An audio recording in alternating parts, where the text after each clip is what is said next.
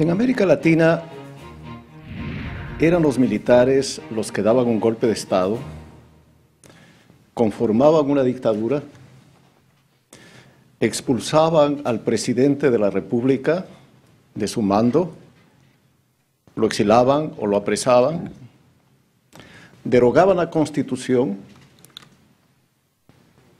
y asumían todos los poderes del Estado. La novedad del siglo XXI es que los golpes de Estado ya no lo dan los militares. No se movilizan los ejércitos, no se usan los tanques, tampoco las armas. Son políticos civiles que han sido elegidos por el pueblo y que han hecho promesas de fe democrática, los que, mediante un sistema de mini golpes de Estado, van conformando regímenes que nada tienen que ver con el Estado de Derecho y con las instituciones democráticas. Desaparece en primer lugar el imperio de la ley. Si no respetaron la anterior Constitución porque tenía tales defectos o tales debilidades, o era neoliberal o era conservadora, tampoco respetan la suya, que la sobrepasan cuando quieren, o la reforman mediante consultas populares, o simplemente con leyes o con decretos. No existe división del poder. Pronto someten a su autoridad a la función legislativa, luego a la función judicial, más tarde a los órganos de control. La justicia se convierte en un instrumento político al servicio de los objetivos del presidente de la República. En uno de estos países, en el mío, el presidente de la República da órdenes a los jueces y a los fiscales sobre lo que deben hacer y de cómo debe fallar. Públicamente, no privadamente. Ya pueden imaginarse, si lo hace públicamente, qué sucederá en privado. Y los jueces no es que esperan un mes. Al día siguiente dictan la providencia correspondiente. A ese punto ha llegado la justicia en las dictaduras del siglo XXI.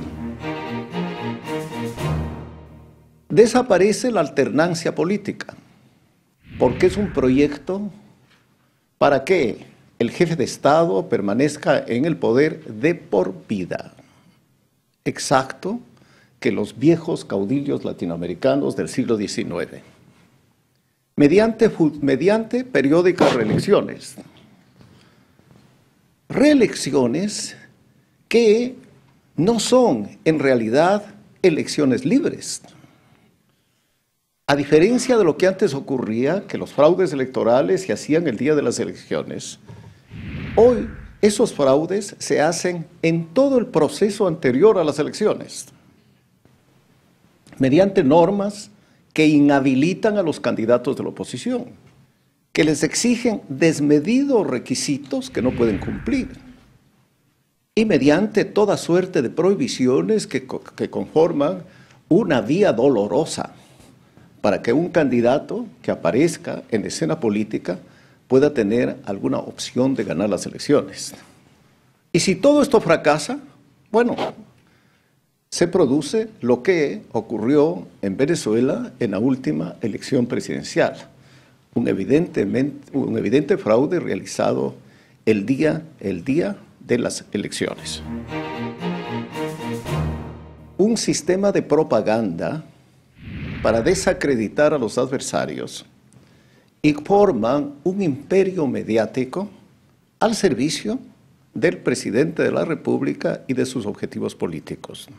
Y se impone un pensamiento único, que es aquel que define el presidente de la República. Y todo aquello que se expresa, se diga o se mencione que no corresponda al punto de vista oficial, inmediatamente es negado o abominado por la autoridad y por su aparato de propaganda. Hoy sí, los medios de comunicación del gobierno están al servicio del régimen.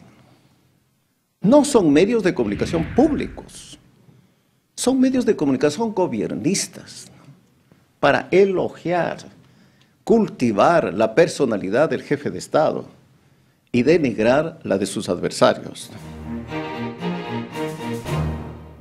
Y luego de que a través de este mecanismo van conformando ideológica y políticamente una sociedad adicta, emprenden contra la sociedad civil para eliminarla, para prohibir que pueda opinar sobre las políticas públicas, para impedirle que colabore con las organizaciones sociales, indígenas, populares, barriales, de toda naturaleza, para esterilizarle a este rico tejido de la sociedad democrática que es la sociedad civil. Estas dictaduras no eliminan físicamente a los adversarios como hacían las dictaduras militares. Los desaparecidos, los asesinatos, la prisión. No, son mucho más sofisticadas. Los eliminan moralmente, mediante campañas de descrédito. Y los afectados no pueden defenderse. Si alguno consigue una entrevista de televisión o radio de prensa, ella desaparece en sus efectos frente a una campaña generalizada de los medios de comunicación del Estado y del aparato de propaganda, que ese sí llega a todos los habitantes de un país. Todo lo cual termina como siempre terminan las dictaduras, difundiendo una ola incontenible de miedo. Miedo en los líderes políticos, miedo en los líderes sindicales, miedo en los líderes indígenas, miedo en el movimiento femenino, terror en toda la sociedad. La gente no se manifiesta, la gente no opina, la gente no sale a las calles, la gente no protesta. Es la sociedad del silencio que establecen estos regímenes. Y en parte porque los ciudadanos toman conciencia de que están inermes, no pueden defenderse, porque no habrá tribunal, no habrá juzgado, no habrá órgano administrativo, no habrá institución de control en la que puedan los ciudadanos hacer valer sus derechos. Este modelo no es un modelo nuevo, no es invento de los presidentes que yo he mencionado. Es exactamente el modelo que aplicó Fujimori a fines del siglo pasado. Es el modelo fascista que se aplicó en España, en Alemania y en Italia. Es el modelo seguido por las dictaduras árabes. Es un modelo entonces que ya existió antes y que ha sido domiciliado en el continente por estos líderes políticos con las particularidades propias de cada país. Esto es lo que ocurre en Venezuela, con Chávez primero y Maduro después, en Bolivia, con Morales, en Ecuador, con Correa, y en Nicaragua, con Ortega.